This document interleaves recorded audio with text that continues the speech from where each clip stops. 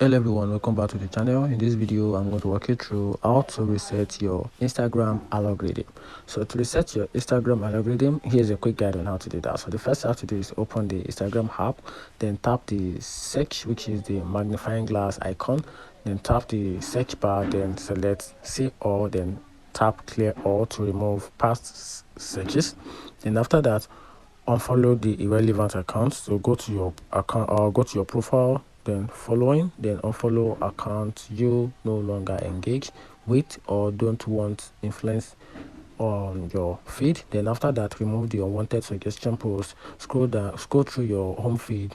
If you see a post you don't like, tap the three dots on the top right, then select the not interested to train Instagram algorithm. Then after that, engage with preferred content, like comment and save posts that match your interest. Then follow new accounts in your preferred niche. Then after that, close the reopen Instagram and refresh the algorithm. Then over time, Instagram will adjust your feed based on your new activities, and that's a simple way to reset your Instagram algorithm.